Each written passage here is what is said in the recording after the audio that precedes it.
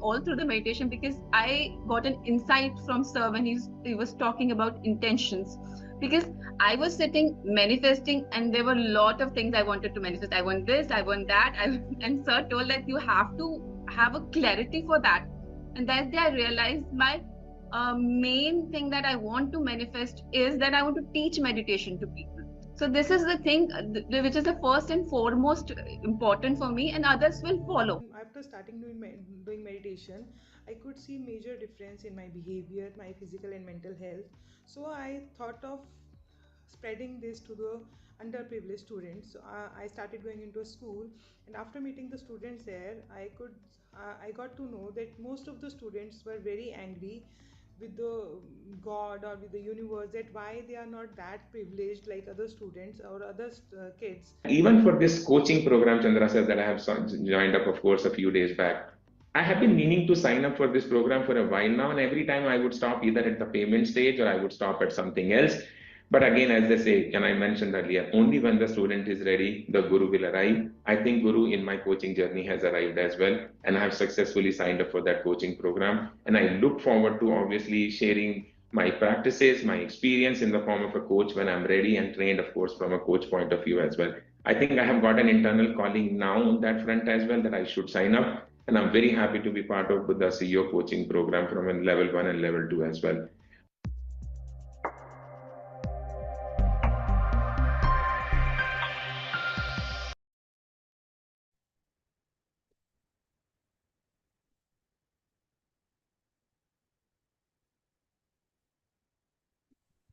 Good morning and good evening, my dear friends and masters. Welcome to day 33 of the 40-day Yogam program.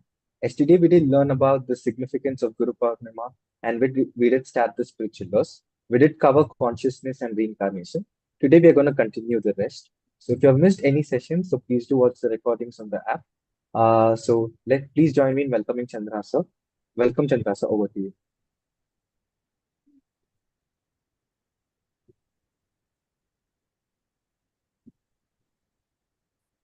Awesome. Thank you, Sagar. Happy morning, dear friends and masters, and great afternoon, evening.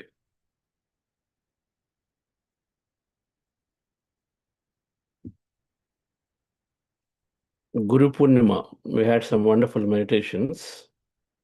The Guru Purnima time. Of course, in the United States, Guru Purnima is continuing.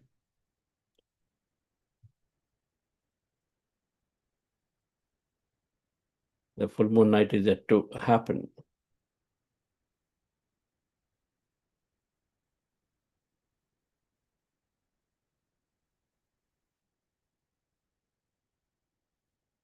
One of the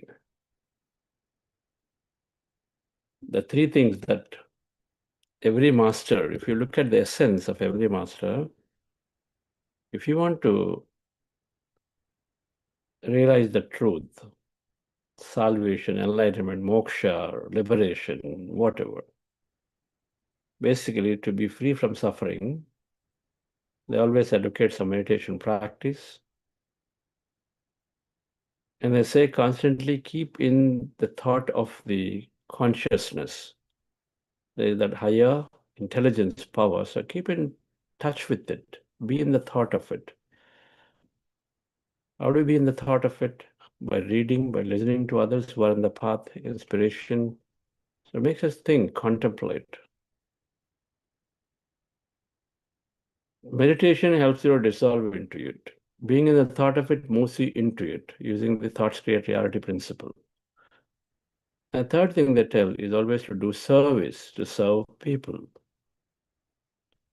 Do that selfless, unconditional service. When you do the selfless service, again, you forget yourself. Our problems become minimal. So then you sort of merge with everyone when you're doing the selfless service. So three things we do.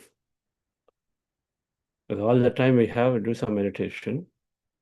We're doing a contemplation of that thing in the awe of consciousness existence by reading, by listening, contemplating, spending time in nature and all that. The third thing is when you have all the time, then we are helping others. serving others, unconditional, without any expectation.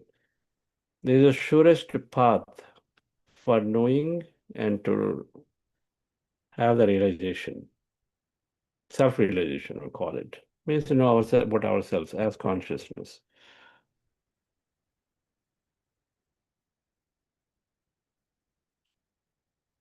So we do what is necessary to live, and then do everything else towards experiencing what we feel is right for us. So part of this wisdom that we're trying to understand, we started off on spiritual science, 6 spiritual science principles that explain the nature of personal reality, nature of cosmic reality as well. Means how are things happening to me? Why is that somebody is poor, somebody is rich? Why is that somebody is wanting to do but they're not able to do? Why is that some people are having challenges and others don't?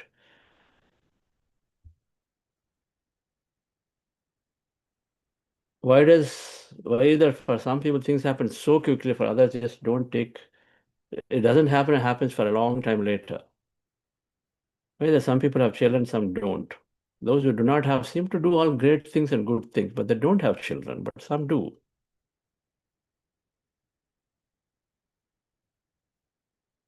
We want answers for all of these questions, all the questions of life. Then these 6 spiritual science theories have to be understood. They give essence. From there we go and then navigate and investigate the sciences through various books and literature.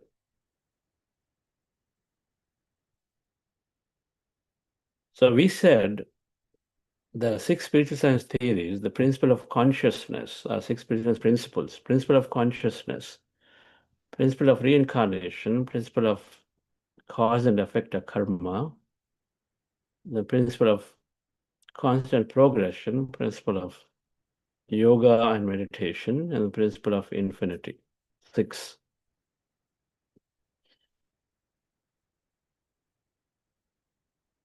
Everything comes from nothing. That's principle of consciousness. This consciousness is energy at first. It's all energy. It's all emptiness and energy. That's quantum physics. So from nothing, from energy, comes matter through somebody's observation. Then matter comes, matter observes more matter, and so then more things get created. We are there as matter, then we continue to create. We keep putting our observation on things, and when they come into our life, we create them. When they remove our observation, they dissolve. So consciousness is there, their emptiness, energy is there in the beginning. Everything comes from that emptiness into something, and then goes back into the energy form, again comes back, and again goes back, comes back. They're saying all things originate from nothingness. Principle 1.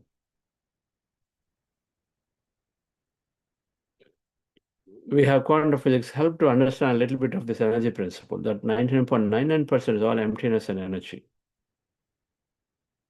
So easy to understand. So principle 1 is saying from nothing comes something and it goes back and so keeps rotating.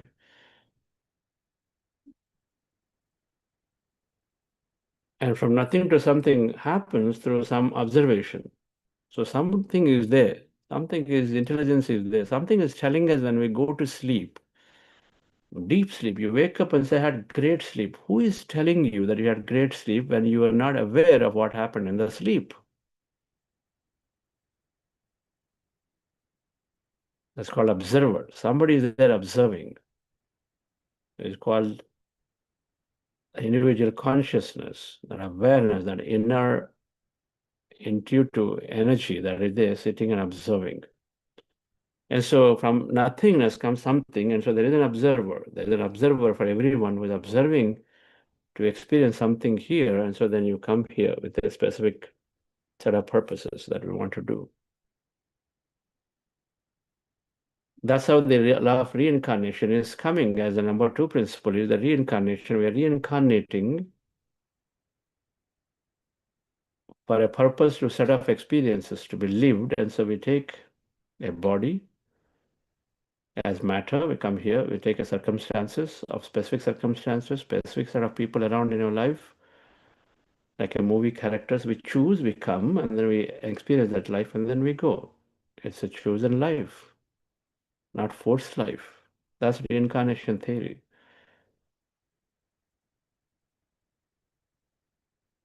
It's a chosen life. So we come and then go. We come and go for the whole lifetime experience as father, as mother in another lifetime, as sister, as brother, as a close friend,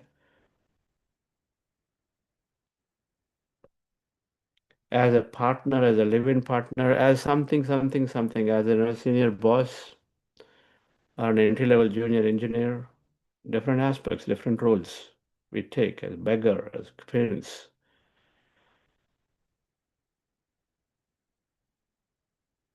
A great actor does not think that, oh, I'm taking a beggar role. Is it going to be like, really bad for me? A great actor does not think. It's acting.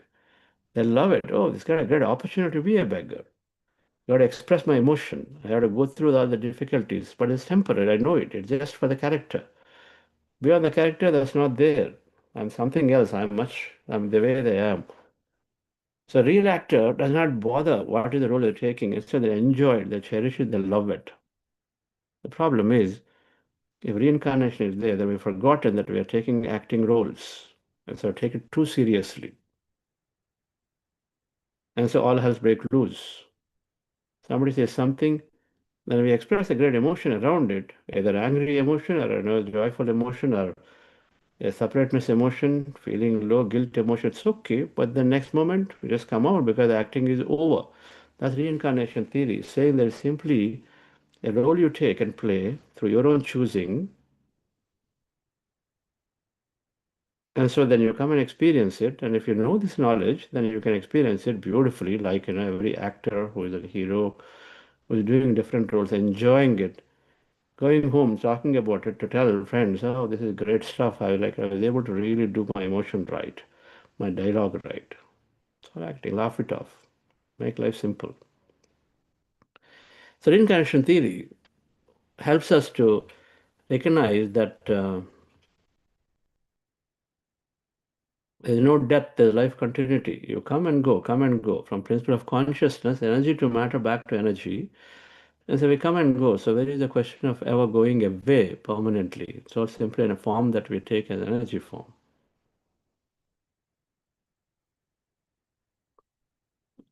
You have to, if you want to go to New York from Bangalore, you have to leave Bangalore, then you'll be in New York. Pretty simple.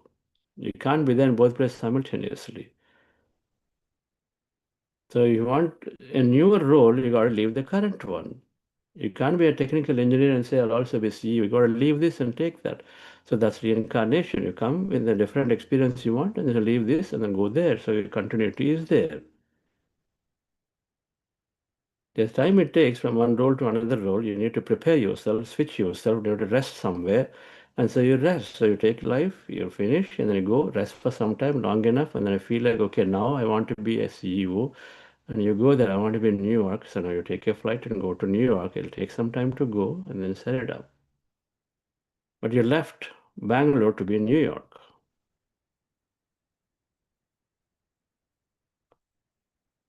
So that's reincarnation. Happens at your own accord, your own wish. You decide, yes, I want to be in New York for 5 years. You decide and you make your plan and where you want to live, how you want to live. So it's your plan. That's called what we call fate. It's your plan. But in New York plan, can you change your plan? After 2 years, you decide, say, not New York, I don't know, I want to move houses, you can change. So is the case with our plan too.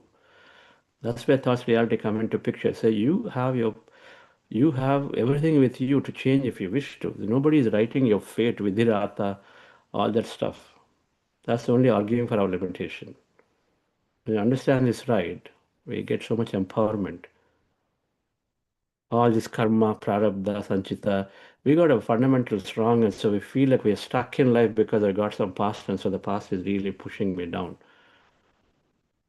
You think it as I've taken a role, I've taken a villainous role. Everybody's going to point fingers at me. But in that, I've got to just really get my emotion right and then still be there, express myself.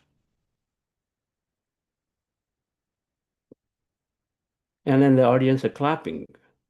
The director is enjoying. You, as the director, enjoy how great you fulfill your life.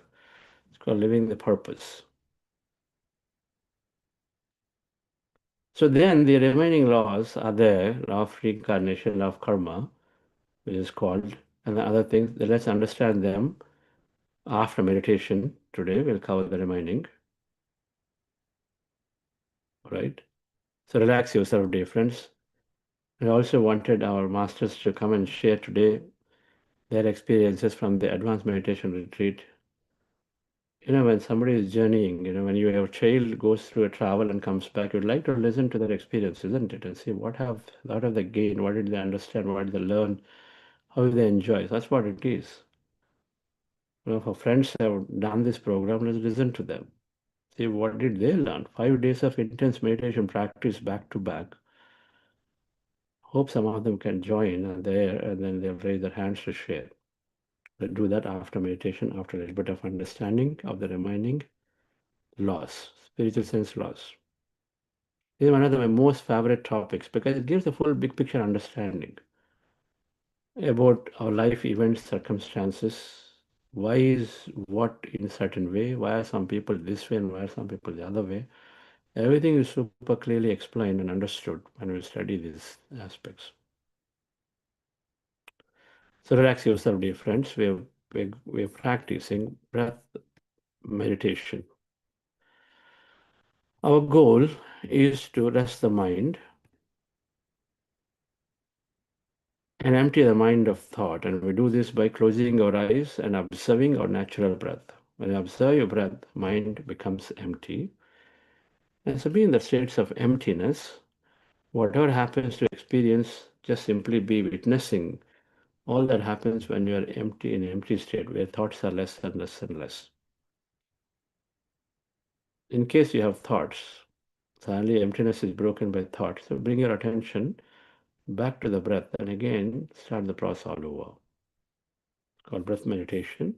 Before we do that, we do a few minutes of practice of heart elevation process, which is to go into an elevated emotion or a higher emotion so they become coherent, and then we take our mind into a very conducive meditative state called alpha state when you do this heart elevation process.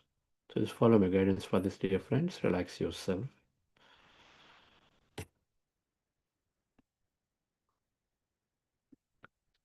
Sit comfortably. Relax your body.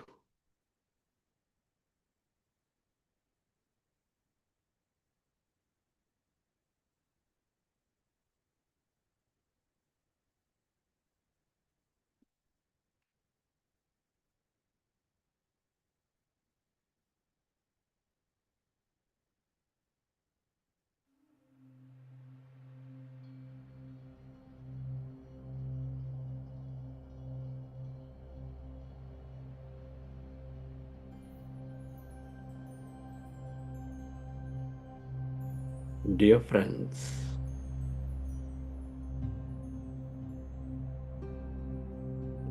dear masters,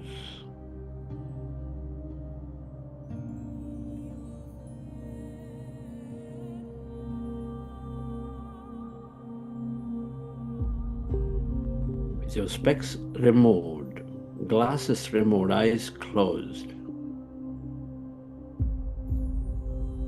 with your hands over your chest area, resting your attention on your heart center.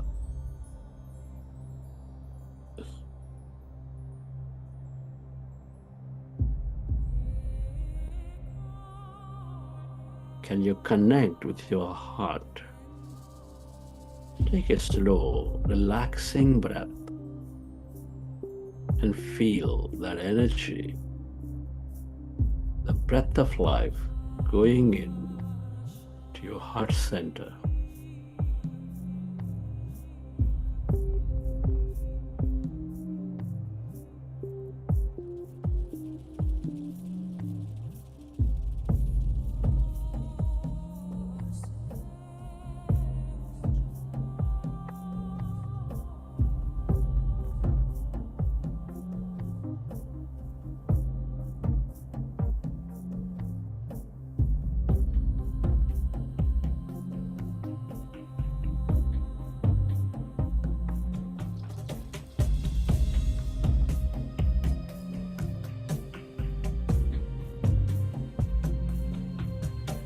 Connect with your heart center, dear friends. Feel it. Love it into your life. Express your gratitude to the center of all emotions. Nurturing all life with its energies of love, compassion, gratitude.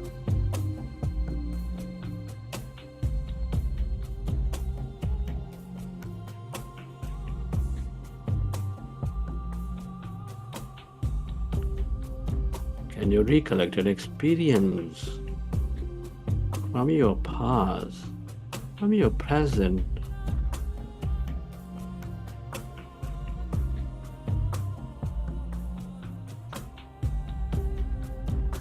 or from any vision of your future where you felt enormous love, gratitude, compassion?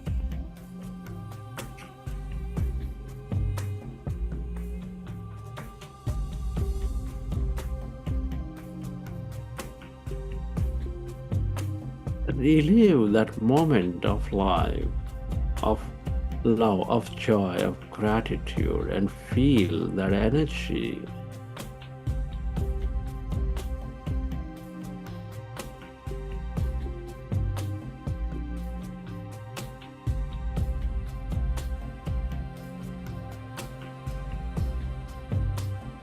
And allow yourself to direct that energy onto everything and everyone.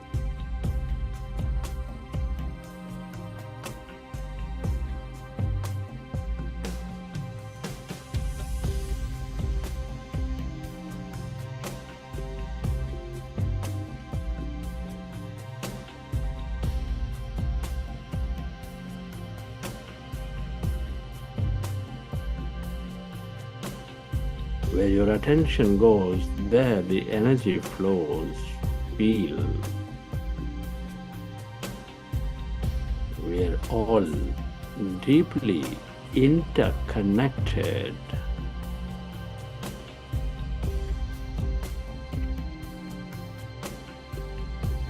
We are specks of energy intricately connected with each other.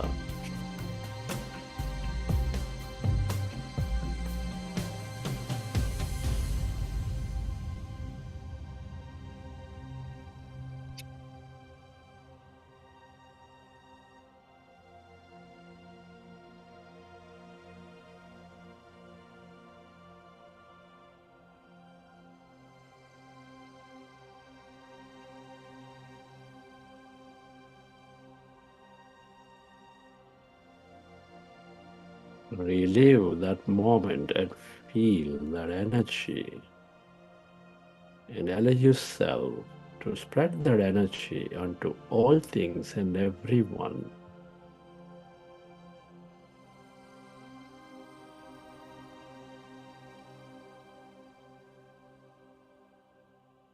And slowly, let's go into breath mindfulness meditation.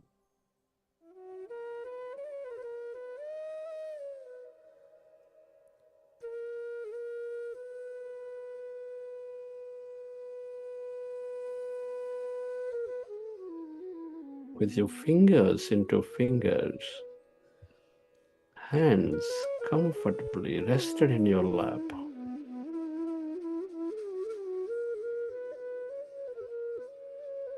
Observe your normal, natural in-breath and the out-breath, dear friends.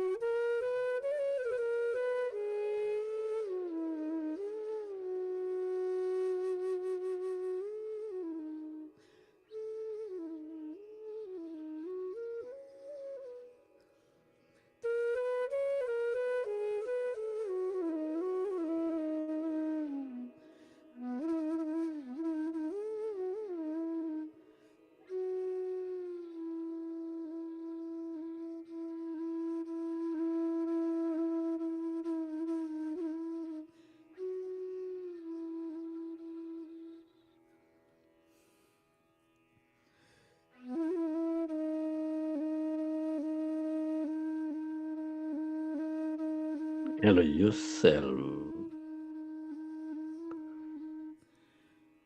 to merge into your breath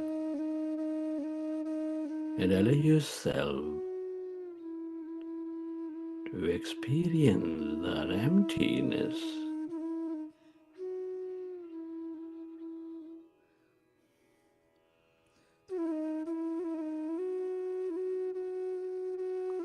Inside of you, all around you.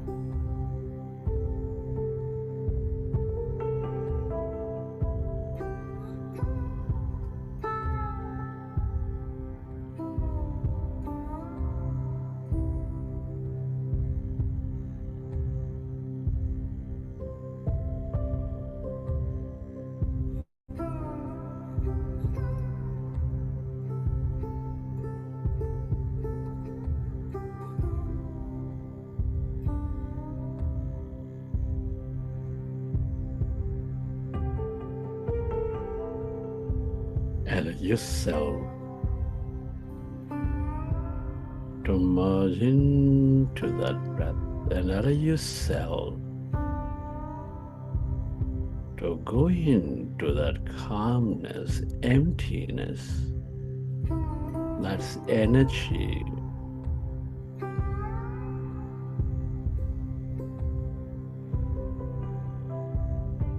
All emptiness is energy.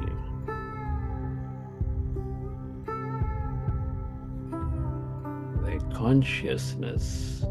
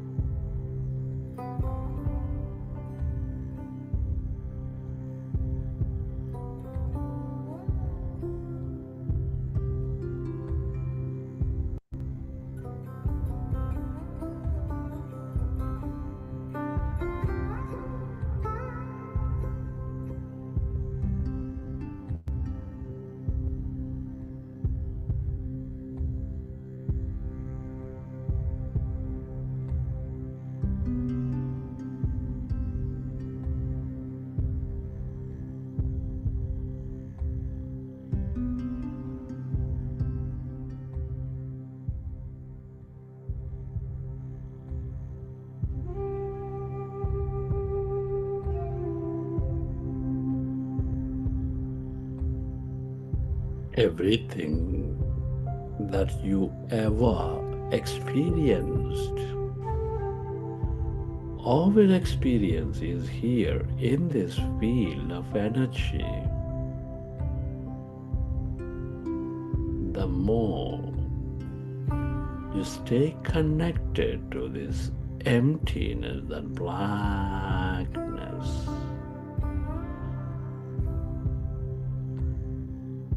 the more experiences you draw into your life.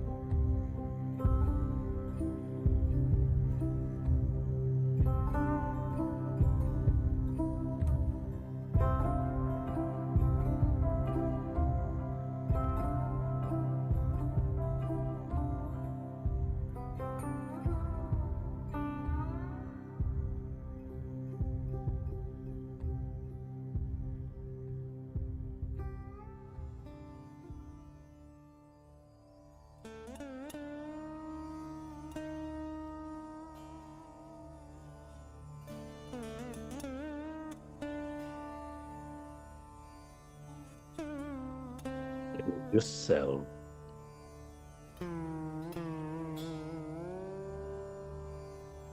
to experience the emptiness inside of you.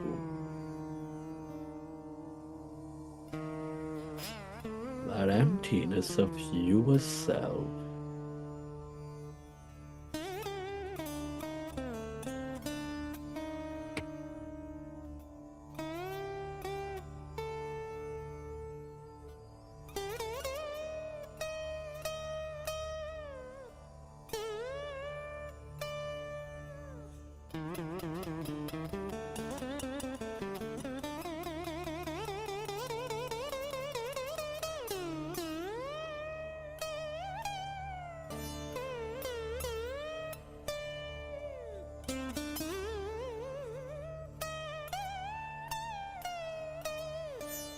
This is your divine self, the greater awareness. Merge into it.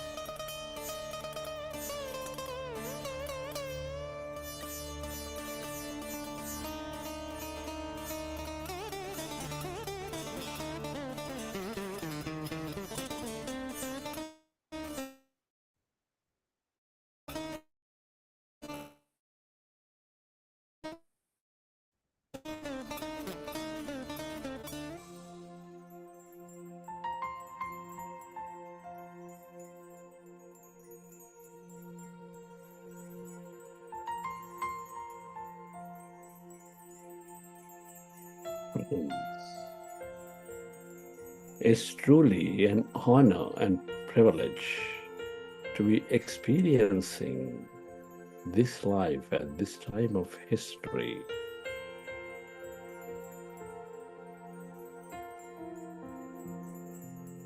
Many are not so blessed.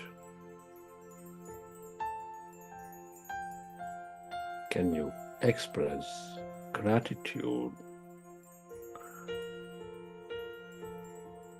to all things and everyone? Gratitude to your parents, teachers, mentors, to your family, friends, colleagues, everyone.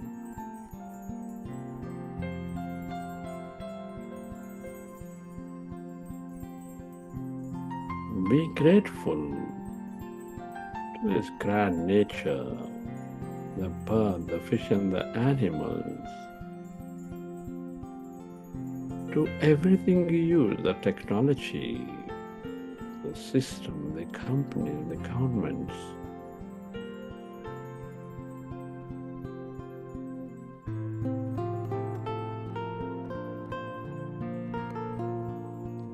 Gratitude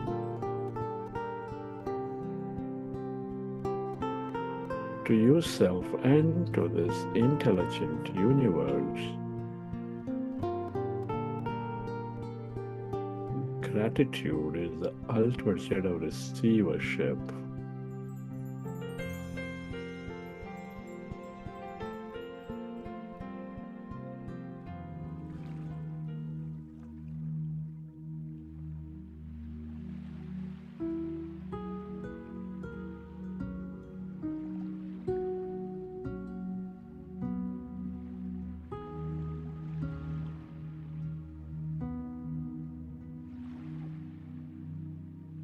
recollect your experiences from the session. And whenever you're ready, you can keep your hands on your eyes for 5 seconds.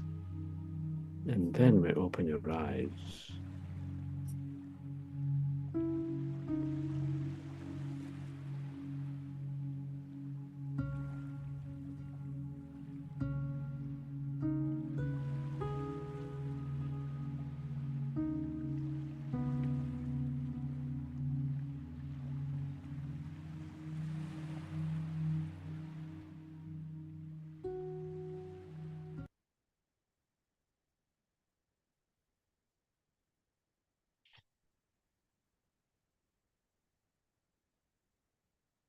Okay, dear friends.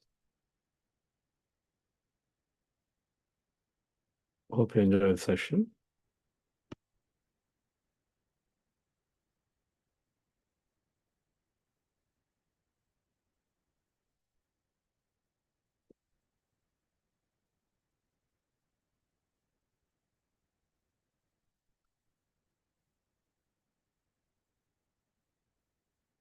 So let me talk through the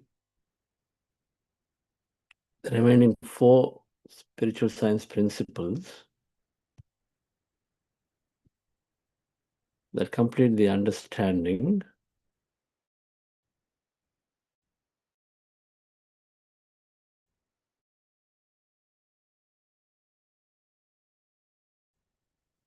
a colonial week that gives us a higher understanding.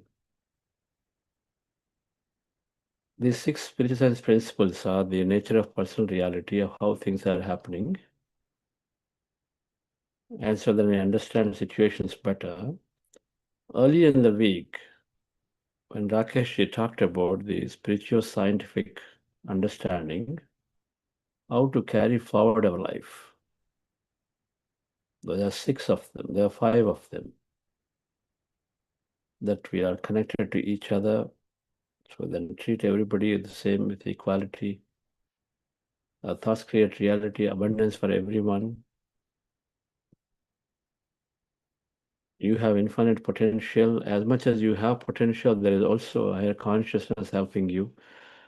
So the spiritual scientific understanding and the mindset helps us to live the life greatly, while the 6 spiritual science principles give us an understanding of how all events are being created.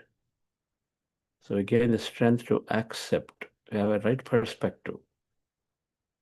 Richard Bach, one of the great masters of all time spiritual masters, written several books, Illusions, Jonathan Livingston Seagull, and many of them, Bridge Across Forever.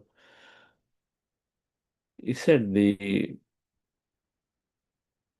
depth of your belief in injustice and tragedy is a mark of your ignorance.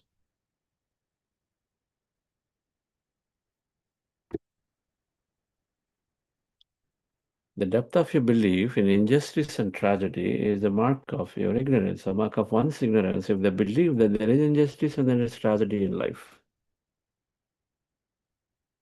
Which means they're simply saying we've not understood the spiritual science laws.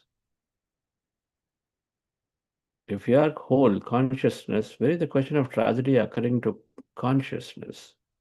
It's the whole.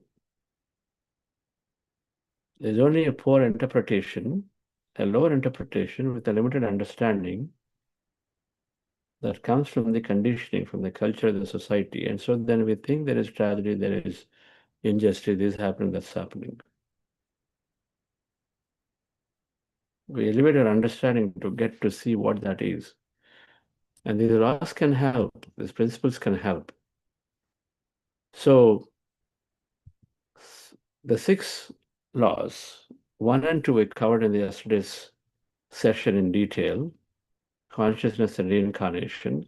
The law of cause and effect is karma, simply stating, is about fulfilling your role right.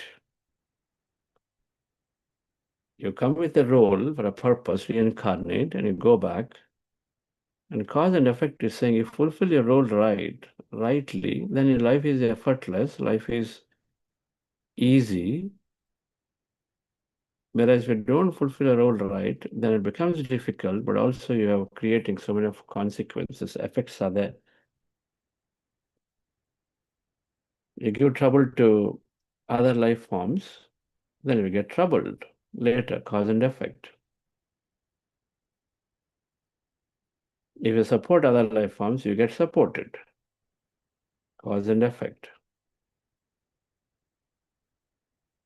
Constant progression is saying that there is only always progression, so never a failure. Meditation yoga, law of meditation yoga is an accelerator, a catalyst to experience many things in succession, in a short, immediately, in a faster pace. Life moves in a fast pace when you have meditation into your life. What takes 20 years will take only 2 years. Many things will happen. Law of infinity is saying that there's life unbounded. The principle of cause and effect is saying that every action has an equal and opposite reaction. We experience many roles of our life on our own accord.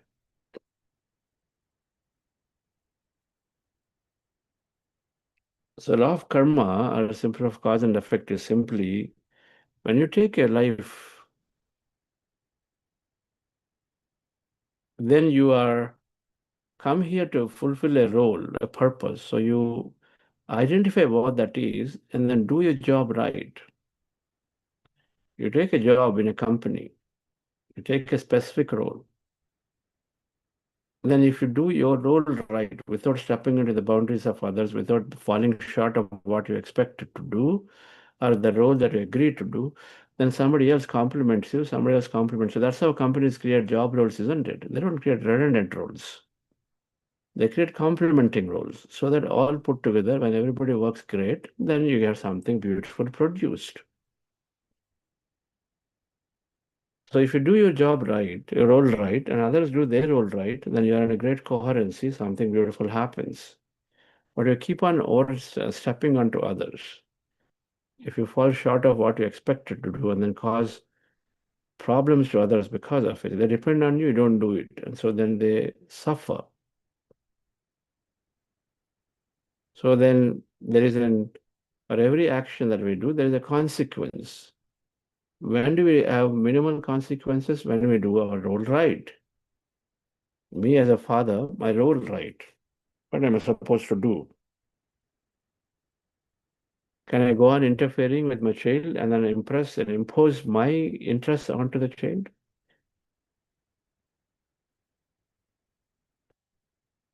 So we understand what is right in any given situation and then fulfill it. What have I come here in this lifetime for?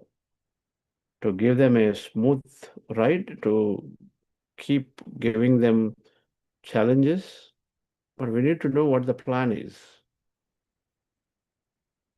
So that's why we sit down with managers, companies regularly, and then understand what am I supposed to do for the next 3 months, 6 months, make a plan to remind the plan.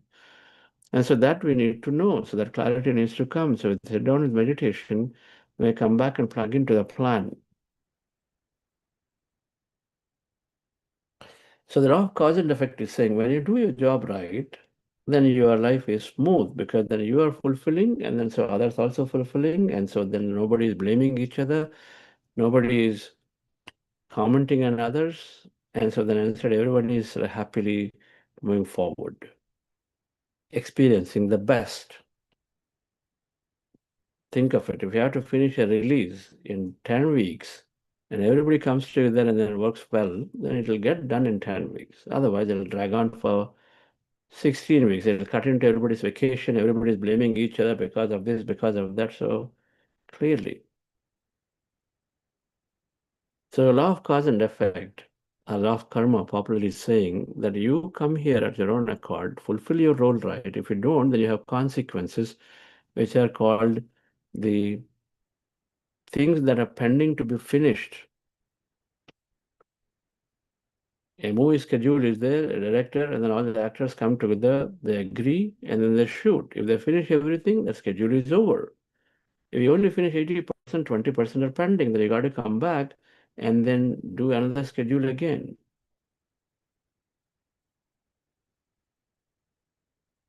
So if you don't finish what I'm supposed to do in this lifetime, I got to come back and finish them. And so then I come back into a similar role and then I do them until the time I finish what I'm expected to do.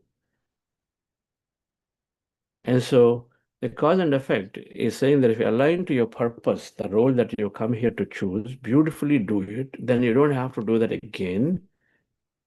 Otherwise, you come back and do it over and over and over until you finish it. Law of cause and effect is also saying if you exit in the middle, which is like called suicide, which is the last thing one ever want to do, to exit from the life, then you disturb too many personalities around. In your the movie, you have the role, you have the acting role, one role, and you suddenly exit and say, "No, I'm not interested. I will just go away." And you seriously disturb everybody. And then suddenly everything comes to a halt. Then the director has to find, producer has to find somebody. It'll all take time. So others are disturbed. So what happens? Next time you look for a role, then people said, "No, no, I can't trust you." So you wait. So you wait for a long time before you're given a role again. That's what happens. People would exit with societal tendencies, with suicides, terminate their life that they chose, but they suddenly disappear. The poorest form of any action that somebody can take is a suicide. Because then to get back into body, to get another role, it takes a long time. But you still get it though.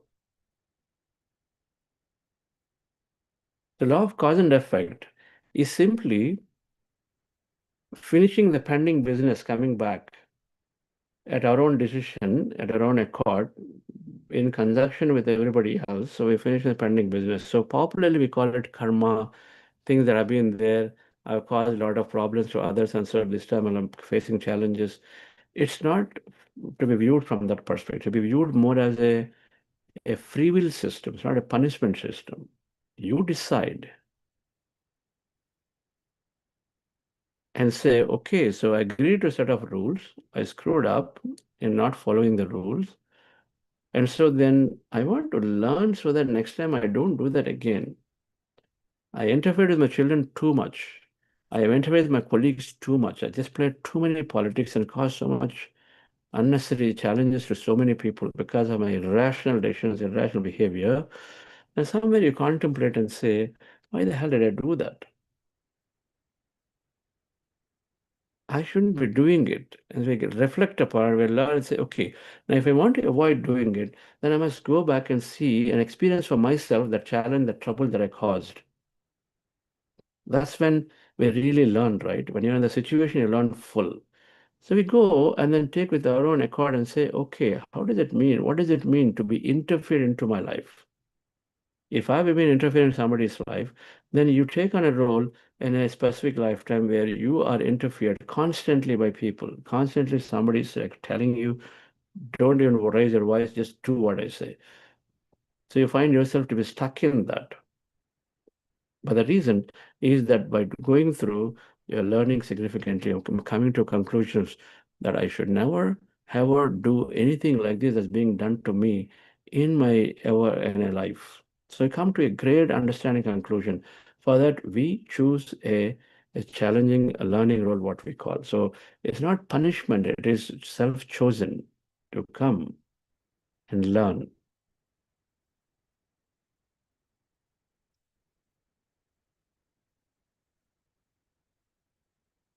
So a popular misconception that punishment system, karma, it is there because of which my fate is gone. I mean, I got to just go through this thing. Don't be helpless. Instead, we look at it as a learning system. And so then we learn as quickly as possible. The more quicker we come to a conclusion, for example, I should not harm others, then you don't need to re-experience some challenging situations to learn the same thing. You are in 5th grade or 6th grade or doing PhD. You know, what it takes 6 years, if you work a little hard, learn a little faster, write your thesis, then the system is allowing you to complete it in 2 years. And it's not saying, okay, don't bother about the remaining 3.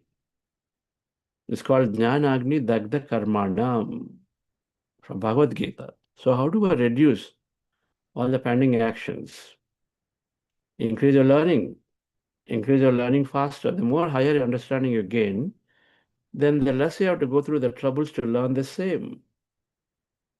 isn't it? If we already have a strong grip on how to build a house, which otherwise takes me 5 years, but if I have figured out a way to learn to quickly follow and then look at others and learn from it by interacting closely with the right architects, right people, being very submissive so that I can learn fully from them, I gain the knowledge so I can finish that in 1 year. Rather, what normally takes 5 years to build 20 houses to get to really know with all the challenges, then great, you graduated. So you don't need to unnecessarily waste your time remaining 4 years. So that's called, so Jnana Agni Dagda Karmanam is saying, Jnana Agni Dagda Karmanam, meaning the fire of knowledge and understanding, your karma, the pending business of learning, dissolves. All the pending things that otherwise you'll have to experience to learn the same is dissolves because you already learned. In meditation, we have this great connection to life. And so then we recognize and say, why am I poking into somebody's lives? Why am I commenting on somebody? We recognize it because you are connecting. You are connecting in meditation. You are connecting everybody as yourself. And so you come to a greater realization sooner as you come out of meditation. Okay, so what's the point? For my own satisfaction of taste buds, and I kill animals? They're struggling and suffering, and you feel the pain as you connect, as you come to a quicker realization. And so when you come to the realization permanently, and so why do you need to go through a role of suffering where somebody is, chopping your leg and hand and this and that? It doesn't happen because it's all for only learning.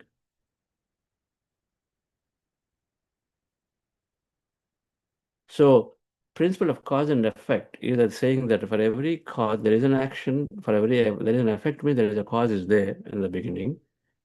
No problem. So today, if I'm experiencing challenges, because I've taken to learn through the challenges, there must have been a cause in the past for which I'm taking. Good enough. So we have that understanding, then we see the current experience as a learning experience and go forward. And then it's a learning experience. So what am I learning? We look into that. Every time something happens, you say, what learning is there for me? A meditator squarely is looking, reflecting inward rather than blaming outward.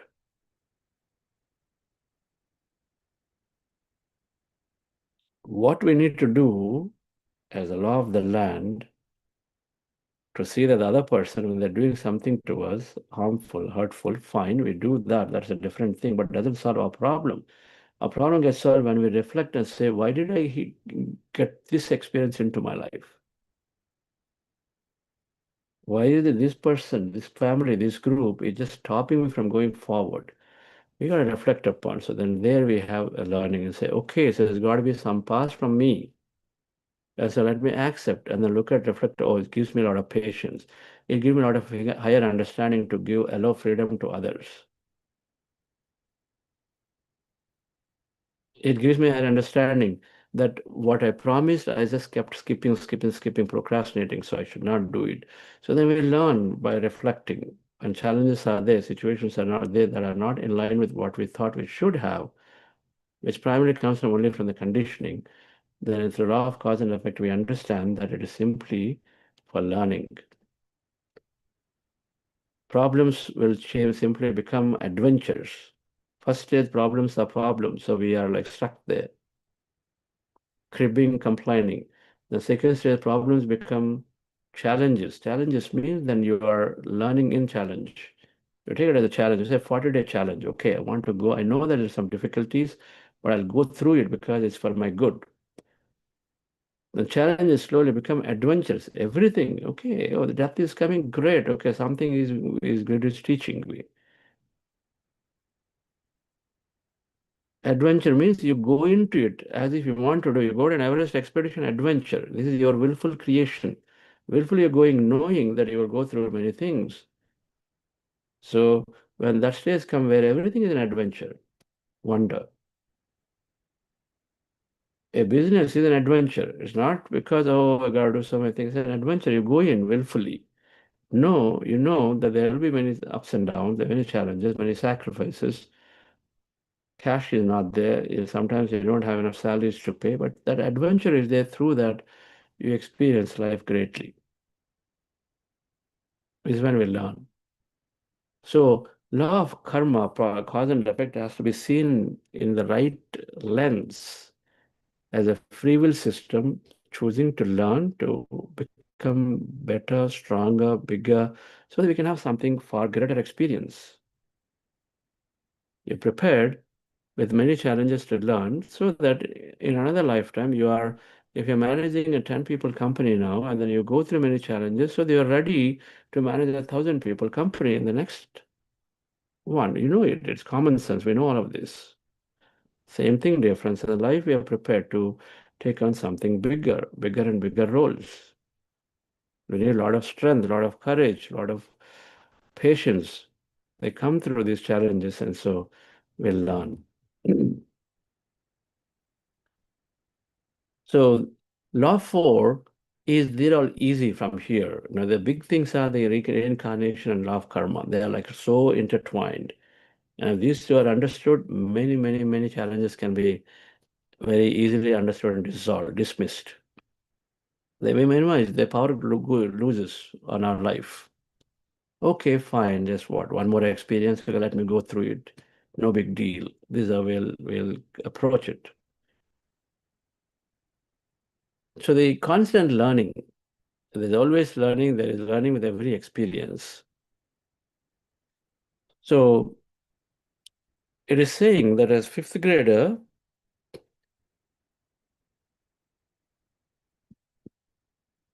if somebody is gaining 40 marks in their class,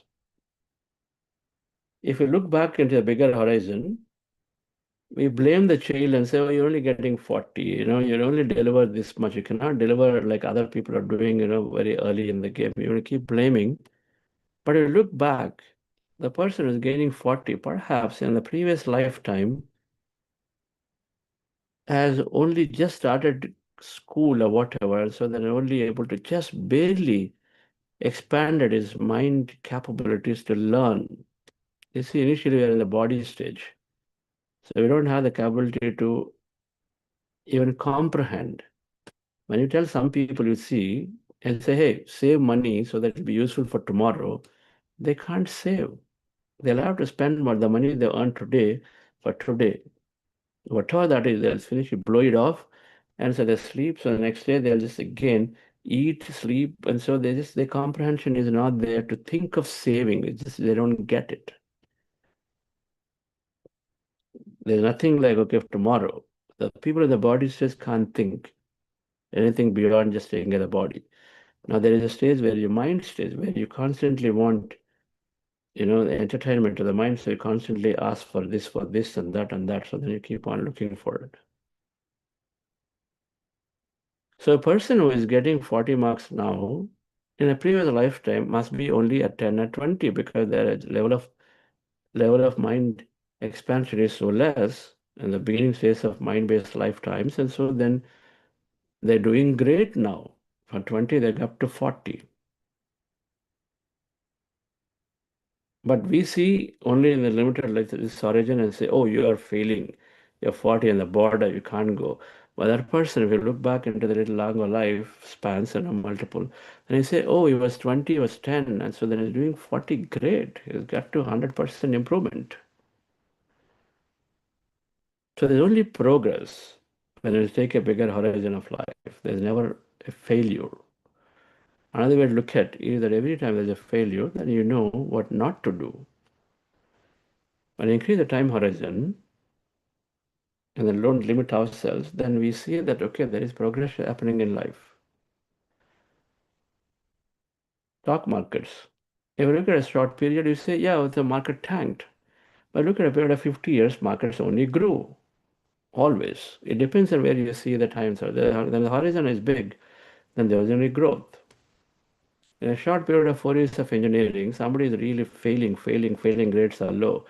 But then you look at a 40-year period of that person's life, they are as good and settled and then doing great in their life as the person who was really, really intelligently got 10 on 10 GPA in their engineering. Didn't matter. But in the short period, they're a failure. But the longer 40 years, the person with 10 GPA, the person with 4 GPA, both are equally doing great. Who is not doing great? So there is only progress when you increase your time horizon for everyone. And so then where is the question of failing? There's no failure at all. We come to this understanding that in life, every experience is teaching us to become a greater, better person so that we are always improving. Those who had failures are also gaining experiences. The successes are also gaining experiences to think bigger and greater. Either way, we are growing. Progression is there. So there's no lamenting, there's no question of ever feeling that, okay, something is not happening right to me. Instead, okay, I'm learning here to move forward. There's constant progression is there, dear friends, for each and every one of us. So there's only growth. It depends on how we see it. The principle of yoga meditation is simply saying that you get a quantum shift. When meditation comes, when this knowledge comes, you see, before this knowledge, we are blaming, before people come into meditation, understand the knowledge, we're simply blaming people, situations, feeling helpless, feeling guilty, always saying that I'm limited, always saying that somebody is pushing me down. So we are in this helpless situation. And so then with thoughts create reality. We eternally create the same reality for ourselves. Be in that situation slowly, slowly, slowly, slowly change to learn over a period of 40 years some simple aspects we cross. But when meditation comes like a catalyst, what is a catalyst to chemical reaction? What takes 3 days can take 2 hours. The meditation, this knowledge of self that is experienced beautiful in meditation, so we absorb the knowledge pretty quickly. Not that we all didn't know that everything is Maya illusion, and so why go after this impermanent, go after what is permanent. We knew about it, we heard about it, but just never applied because it doesn't go in, sink in that quickly. But meditation, it makes us go so open about things, and then it makes an experience about the larger part of ourselves. So then we sadly have the ability to observe these statements. What is oneness? What is this ahimsa, paramo dharma? We never given attention to it, but now we suddenly give attention. Even try to, without trouble, even harming a mosquito. Forget about killing animals anymore. We got to that level of reflection because the meditation, the wisdom is absorbed rapidly, and so it's an accelerator. That's why people say, I never imagined that I'm going to do so many things. I'm doing so many things in my life right now. Yes or no, Sagar? You suddenly do many things that you never thought you will do. That means acceleration of experience of life. We are getting to do experience. So it's called catalyst meditation. It gives a quantum shift in our life. How many people here who are listening are experiencing a shift in their life where they are enormously experiencing many, many experiences that I never thought? Please open the chat. Please write. So this is when we call where life becomes ordinary to miraculous, no longer ordinary life. Miracle. Miracle means experience uncommon stuff. You're seeing uncommon, experiencing uncommon. Suddenly things happen. And so life becomes miraculous. When meditation is entering, it's living a miraculous life. All right. Somebody gets a 100% hike and never imagine that they'll ever get. It's a miracle for them. Good enough, right? It's always subjective experience. It's never objective, never absolute. Everything is subjective. And so then with this understanding difference where meditation enters, where we understand that simply all we are doing is roles we are playing, coming here, taking a role, finishing that and go to the next one, then why bother to get stuck in my house, my child, my husband, my wife, and this and that? When you get too stuck with it, we don't do anymore. This is an experience, move forward. Okay, they made a dialogue on me. Who cares? It's okay. I don't become that. Otherwise, somebody makes a comment, then I hold on to that for 6 months. How dare they do it? How dare they say it? Way behind the back, what did they do? Who is the loser? We lost 6 months of valuable, precious time of our life to do so many experiences. We hold on to that and get stuck there. So when we understand, when the meditation knowledge comes, when we know that it's all me and then how I feel about my reality, not influenced by others, And so then you move forward, you don't get attached here and there. Instead, you truly embrace infinity. You have infinite knowledge. Knowledge moves to experience, so infinite creation. We move in there. We don't hesitate to create. Everything is then around a purpose that we're deeply satisfied with. And so we keep experiencing life. We keep creating projects. We create things that we want to go. And we do. Life unbounded in infinite ways. So we become truly an unlimited being. At least we're in that state of consciousness that we are unlimited, we can create anything if we wish to. That is sufficient. So, dear friends, so the 6 spiritual science theories, and the old self before meditation, before understand this, the new self is saying, old self is saying nothing, new self is saying I'm everything. New self is saying I'm hardly anything, but the new self, your energy or the consciousness, so you are everything. Old self says death, here it says eternity, there's life continuity, there's no death. I simply became matter to energy. Body disappeared, we're going to come back in another body, another place, another place. So we lose the fear of death. Then there is no luck. We drop the word luck and random and all of these words, unscientific words. Now we say everything is my creation. Okay, I'm going through an experience now.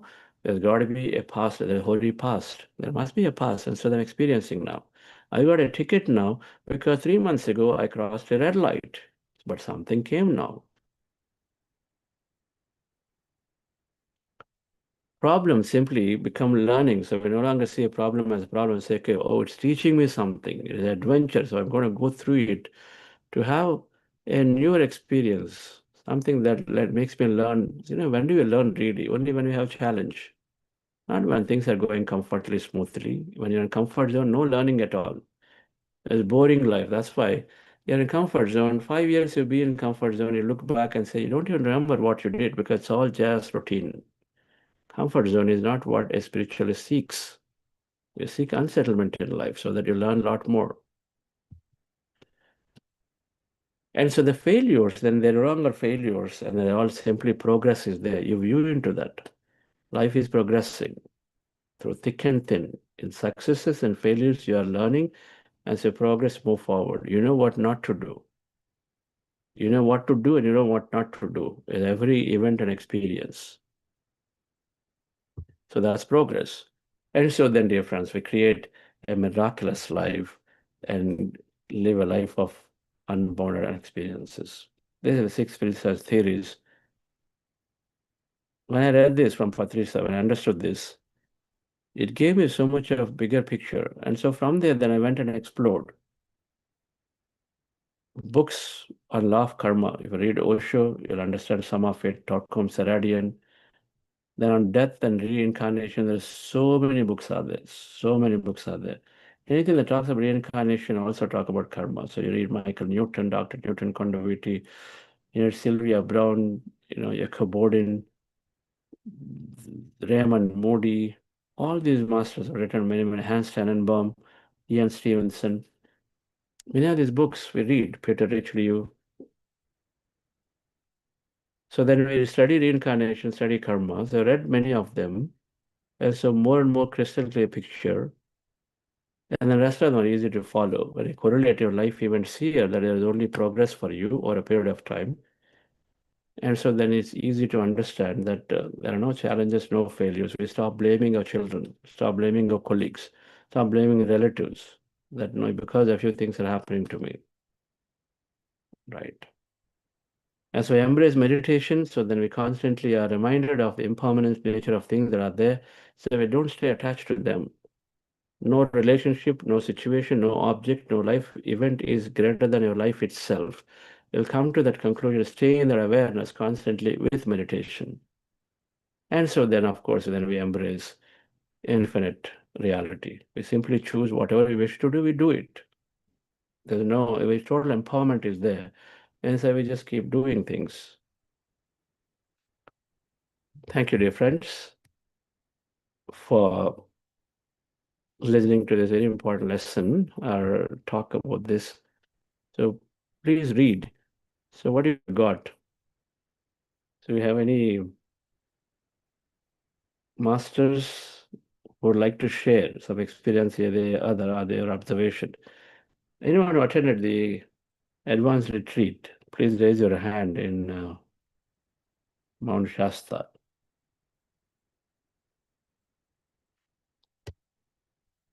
Yes, Srigaru. Get Srigaru too.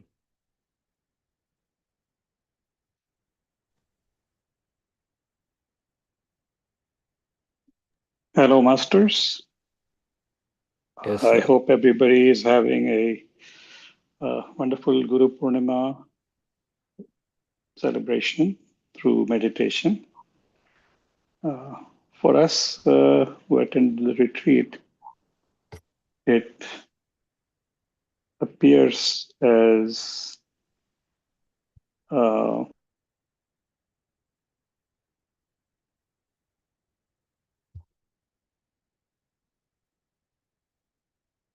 Yes, sir. So come as a panelist, so you can open the video if you'd like to. yes, I am now on video and audio. Thank you. So I think that let me talk about before, during, and after.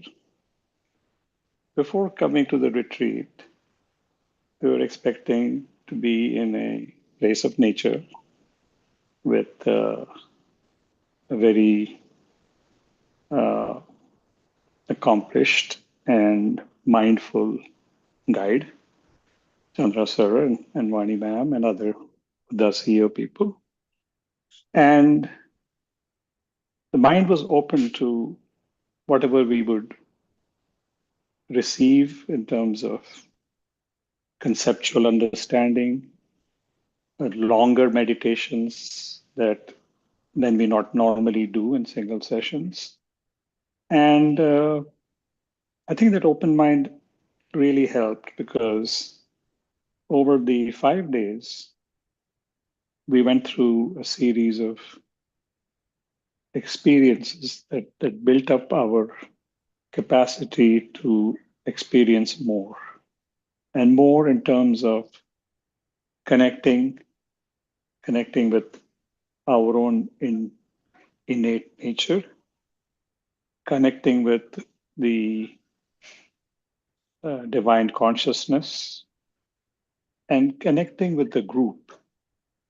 Doing the 42-day meditation last September and continuing in many programs, these have been experiences through Zoom and etc. But the group meditations have a collective experience where 1 + 1 does not equal 2, it equals 11. And so simply speaking, doing the meditation with 50 other people was uplifting. Some of the experiences one would have will be, by its very nature, different from others because everybody is on their own journey. To me, one of the things that stood out was how quickly I got into the process. So you think about a launching a satellite to go into space and start monitoring weather on Earth. But to get to that orbit, you need a powerful rocket and it needs to fire and puts you in the right place. So I believe that doing it in that environment with very specific instructions, to me, that liftoff was quick. It put me in the right place, in the right mindset to experience everything. So I recommend it highly for anybody who has an opportunity to do a retreat of any length. Once you get there, you learn more about yourself and more about all of the concepts. And you will go from understanding the theory to leaving the event thinking, how do I practice this in my life? How do I convert that into action? And then you look for ways in which you can start contributing, because if you found the magic formula for bliss or enjoying life and being with others, you will get more satisfaction from sharing it with others. I think there are scientific research that tells you how dopamine levels, endorphin levels go up when you engage in activity that is purely voluntary. It's not for yourself, it's for everybody else. And that cycle starts reinforcing itself. So I would like to be thankful for having had this experience that was so well facilitated by the all volunteer Buddha CEO team in a wonderful place with wonderful people. Happy to take a question or two from Chandra sir or anybody else. Okay, thank you. So it facilitates deeper, faster diving into the field. Yes, that's an essence that we take. Yes. Now, back-to-back meditations, and of course, the group, the orientation, everything matters, right? Because you are settling into a daily meditation for some time, and then you come out. Before you settle down, you come out. Before you settle down to dive in and explore, you come out. You got to be there for a sufficiently long time, and that's what happens here. To become a little more familiar. Yes, and I think that really is starting the day early in the morning and in a place where you have no cell signal or no Wi-Fi.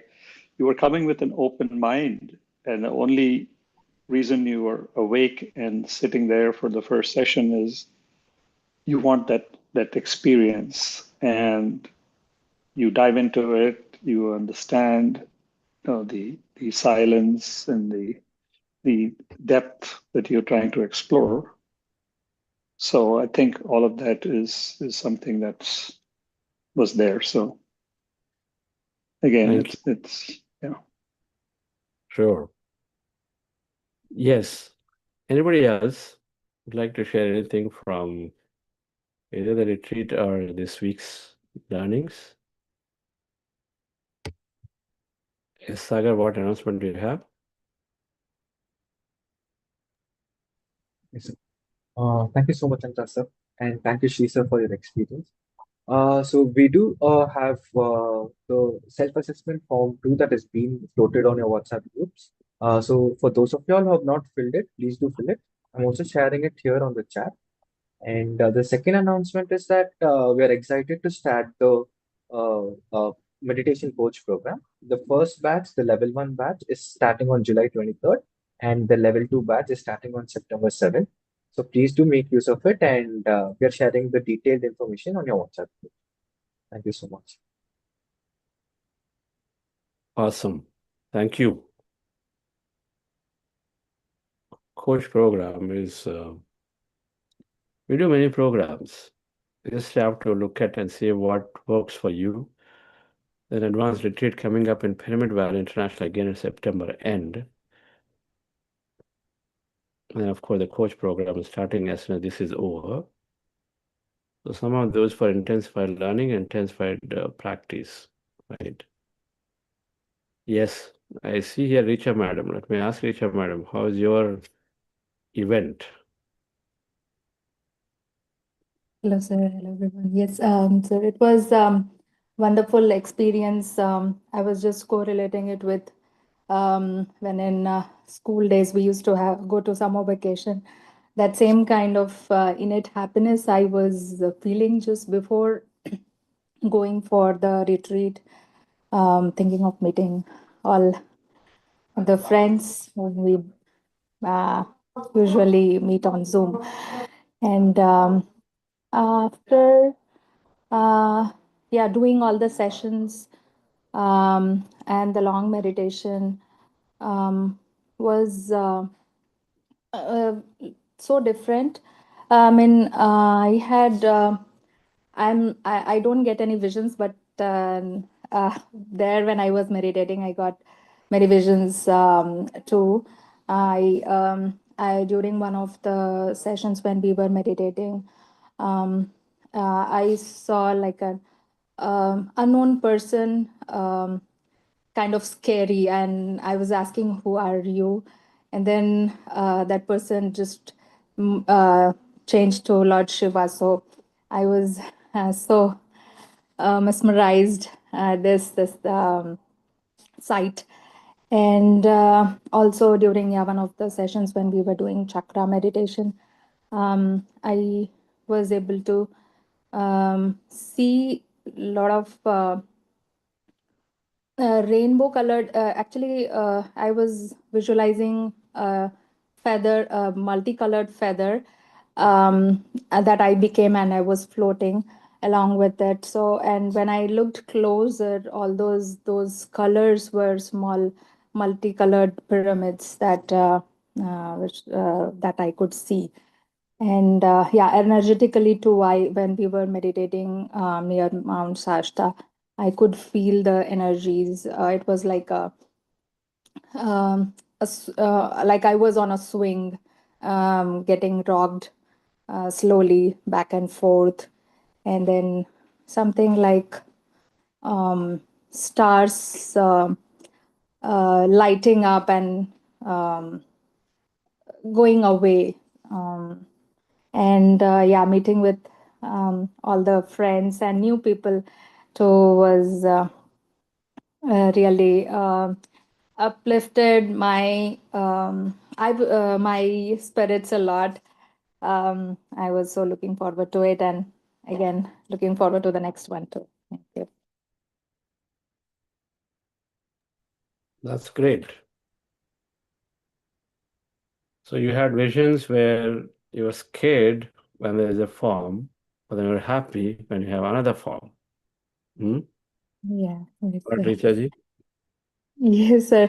Actually, initially I visualized it like Adiyogi. I'd been to Coimbatore and seen that. So that picture somehow was there in front of my eyes, and then that disappeared, and then suddenly I saw this. Uh, it was Great. So there's many things you learn. One of the objectives of this program is to help us go through these mystical experiences so we understand them firsthand. It's a direct knowledge we have. Everything else is indirect knowledge. You read and then listen. But direct knowledge, of course, is so empowering. And so this is one objective. And so I'm glad that you and then many, many people have gone through similar experiences. Right? So many things you didn't know from it. That all forms are us. So why get scared from one and then why have an extra attachment for another? I am the whole. And so then you experience that Adi Yogi.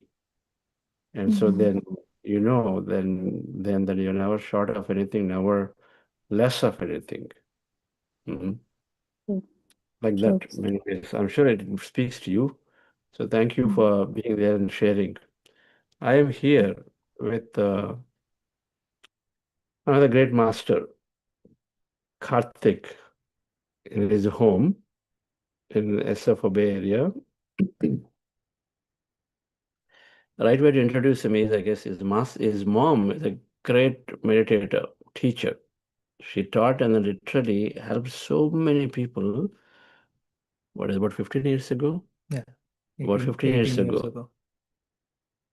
Yeah, I don't know else challenges. You overcame them through meditations and literally had a great teaching run for 10 years and then helped so many people change their lives in Vizag called Kumari Madam. And so Karthik here in Bay Area doing some wonderful meditation work. Is a meditation kid since childhood, so listen to some of his idea and understanding. Please introduce yourself. Yeah. Hi, everyone. My name is Karthik. I work as a software engineer at Uber in San Francisco Bay Area. I've been living here for the last 7 years. So I learned meditation from my mom. I'm from Visakhapatnam, Andhra Pradesh. I learned meditation from my mom during teenage years. Like every other like teenager, I used to hate it when all of them used to, sit as all kids for meditation. But the seed, I think the important thing now when I look back is the seed has been sown back then, right? We used to do it once in a while. Uh, but something that I really started all by myself was being a vegetarian since the age of 16. And it came naturally to me. I didn't feel like eating it, not because somebody asked me to do it. And I stuck with it for the last few years. So I think meditation definitely helped me, like in the past, in bits and pieces, like because I was not regular in the past, but it did help me whenever I wanted, whenever I needed to lean on meditation for whatever I want to manifest in my life. It was always there. And back then, I didn't even know about manifestation and the science of manifestation, right? So I was working in Bangalore. I worked for India for 4 years, and then somehow I wasn't feeling good about working. And then I took a break. I tried something to start on my own. It didn't work out.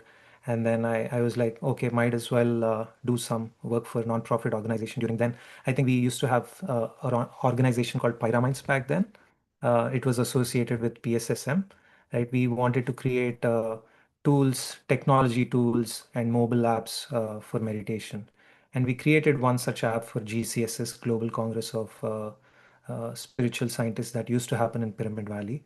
And it was that 1 year experience of working with people was a great experience for me. I learned a lot during that experience. But somewhere in my mind, within my heart, I think I had a lot of desires. I wanted to earn money. I wanted to travel. I wanted to experience all of that because I didn't experience any kind of like material experiences when I was during my family, right? We were in a middle class family, and I always wanted to experience. Then I planned to go for masters. Masters, like preparing for masters is not an easy thing, right? You have to like prepare well in advance. You have to give it like 6 months of time. And I was like, why do I need it? Maybe now is when I have this thought. Let's see how it will work out. I applied to just two universities. I put a lot of thought saying I should get it. And then I didn't even have time to write GRE, which is required to get into universities. And then I wrote a few emails to professors saying, hey, I have this 4 or 5 years of experience, and that should help me with whatever I need in my master's degree. Can you give me a waiver for GRE? Right? And luckily, I got a waiver. Like one professor replied to me saying, okay, I think you have relevant experience. I don't think you need to go through GRE again. And then he gave me a waiver. So I just went and wrote a TOEFL exam, which is test for English. And then within 2 months of like wanting to get into a college in Canada or US, I got placement. I got into a university in the United States. I came here 2 years. I was here during that phase. I'm back in India, so that was a learning that was needed for my growth and experience.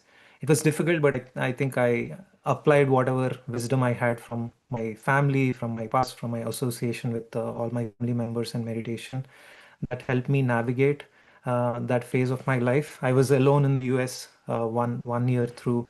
It was very difficult for me to focus and concentrate, but I did make it. I came out of it. I became stronger. Got into a big tech company called Uber, and then it gave me all that I needed. In 5 years, I was able to buy a home in California. I was able to get all the money that I wanted. I'm completely satisfied with all the like material desires I have. Right now, I feel that I'm content, and then I do whatever I can to share my wealth for greater purpose and all of that. Um, but I've been also regular with meditation for the past few years, and it gave me a lot. I had to again go through some personal loss in my life. I lost one of my my younger sister, and it was very difficult to go through. But again, the wisdom, the meditation, and everything that I've been carrying throughout my life helped me navigate that path. And then I chose to, not interfere too much in what my sister has chosen for her life, and accept um, whatever she chose for herself, right? For meditation, I think I learned three main things in my life. One is a huge inner voice. I always used to be dependent on my friends, with dependent on Chandra sir as a guide for my career, and all these other things. But as I did more meditation, as I gained more wisdom, I felt like I have my own inner voice. I have myself to take care of me. I leaned on myself whenever I needed strength, support, help in whatever way possible.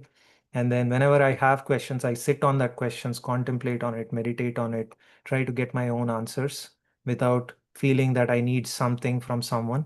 That's number one.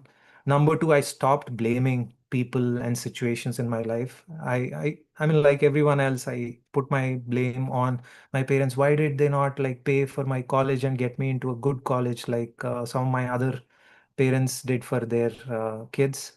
I used to carry that in my teenage years. And then after that, even in situations like work, relationships, I used to feel like, why is this person behaving like this? Why is my manager not helping me out, right? And with meditation, I stopped that completely. I stopped putting blame on anyone. Like that is the situation, right? Life doesn't, I realized that life doesn't differentiate in terms of feeding you experiences.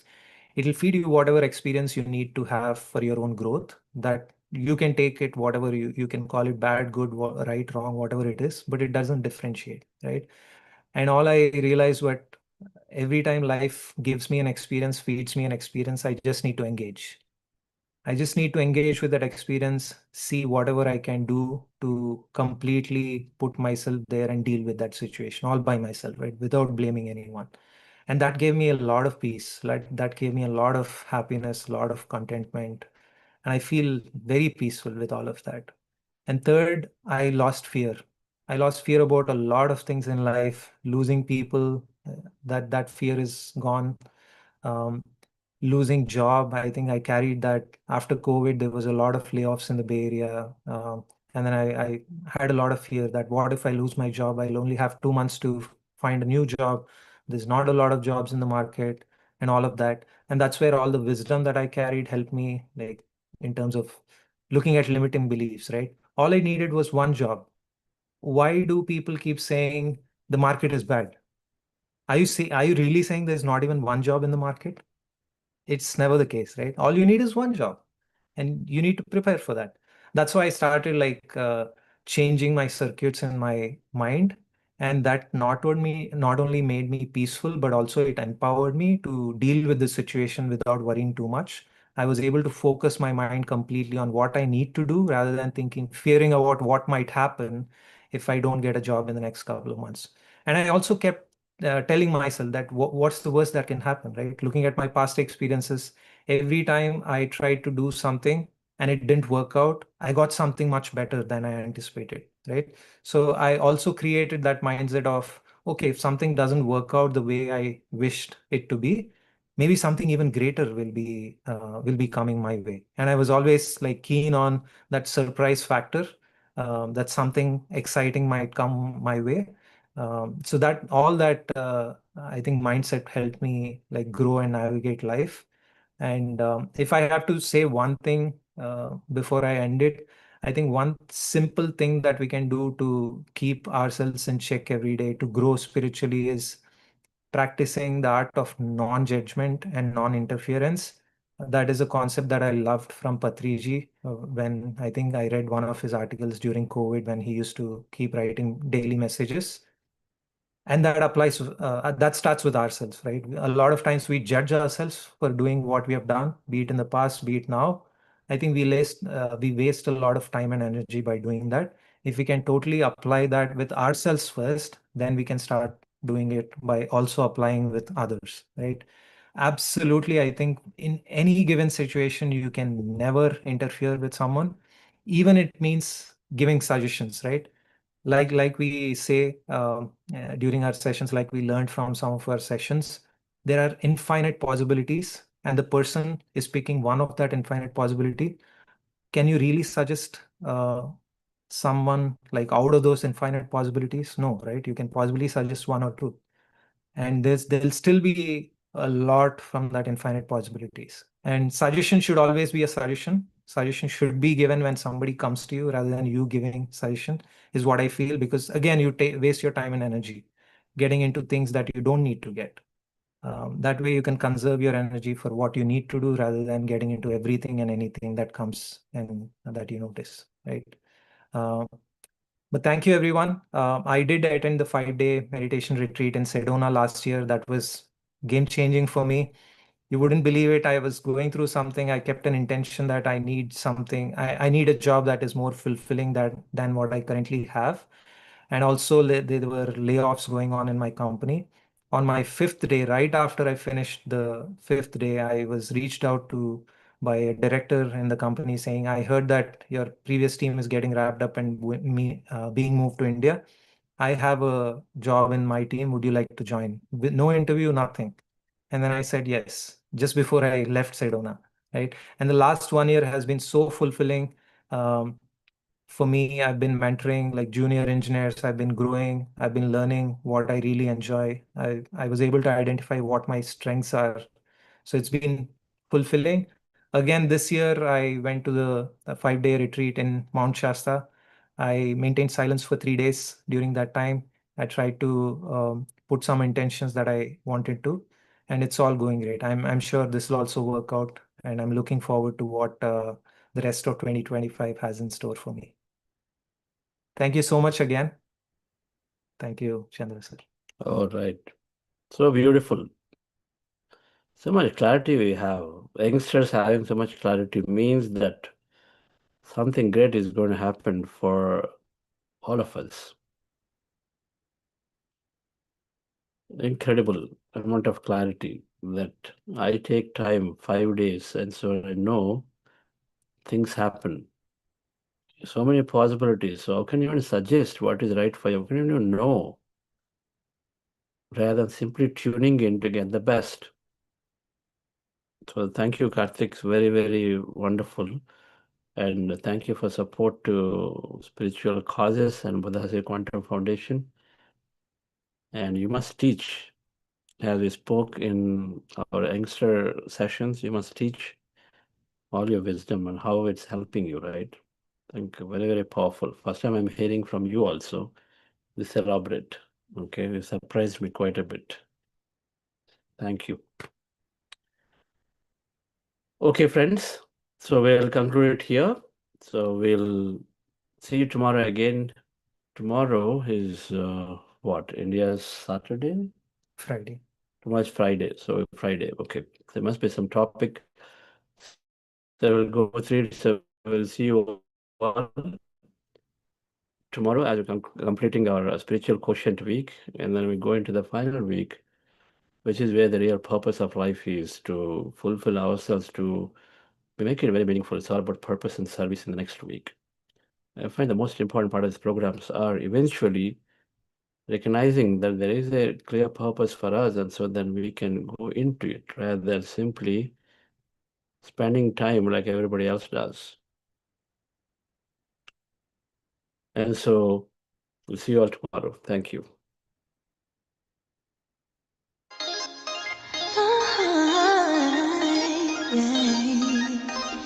Wake up in my bed, I just wanna have a good day. Think it in my head, then it happens how it should. Ay, 12 o'clock, I got a team meeting, then a meditation at like 1:30. Then I ride to the studio, listening to some shit I wrote. Good karma, my aesthetic. Keep my conscience clear, that's why I'm so magnetic. Manifested, I finesse it. Take my pen and write some love letters to heaven. Just like magic, just like magic. Middle finger to my thumb and then I snap it. Just like magic, I'm attracted.